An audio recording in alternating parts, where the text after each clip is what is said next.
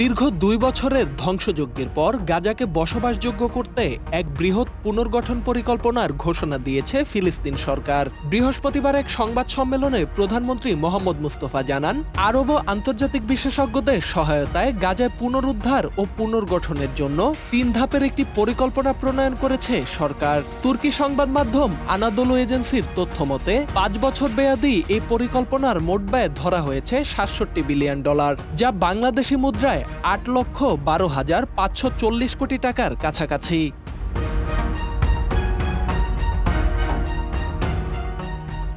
প্রধানমন্ত্রীর ভাষ্য অনুযায়ী প্রথম ধাপে ৬ মাসব্যাপী জরুরি মানবিক সহায়তা ও অবকাঠামো পুনর্গঠনে খরচ হবে প্রায় $৩.৫ বিলিয়ন।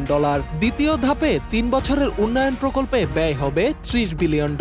আর শেষ ধাপে থাকবে দীর্ঘমেয়াদী পুনরুদ্ধার ও পুনর্গঠনের কাজ।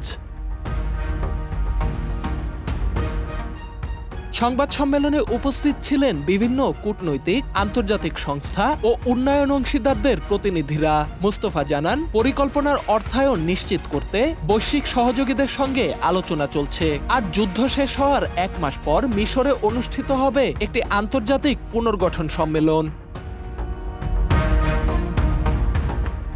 মুস্তফা জোর দিয়ে বলেন, গাজায় পুনর্গঠন শুরু করতে হলে প্রথমে ইসরায়েলকে সৈন্য প্রত্যাহার করতে হবে, সীমান্ত খুলে দিতে হবে এবং মানবিক সহায়তা ও নির্মাণ সামগ্রী প্রবেশের অনুমতি দিতে হবে। তিনি স্পষ্ট করে বলেন, গাজার প্রশাসন নিয়ে বাইরের কোনো শর্ত ফিলিস্তিন গ্রহণ করবে না।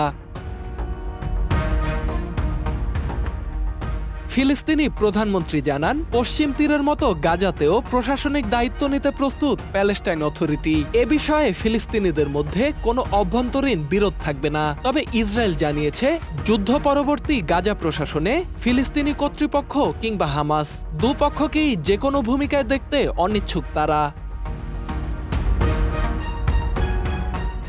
২০২৩ সালের অক্টোবর থেকে শুরু হওয়া ইসরায়েলি অভিযানে এখনো পর্যন্ত প্রায় ৬৮,০০০ ফিলিস্তিনি নিহত হয়েছেন, যার মধ্যে বেশিরভাগই নারী ও শিশু। পুরো উপত্যকাটি এখন বসবাসের প্রায় অযোগ্য। এমন অবস্থায় $৬৭ বিলিয়ন পুনর্গঠন পরিকল্পনাকে গাজাবাসীর জীবনে নতুন আশার আলো হিসেবে দেখছে ফিলিস্তিন সরকার। Dhaka Express, desk report.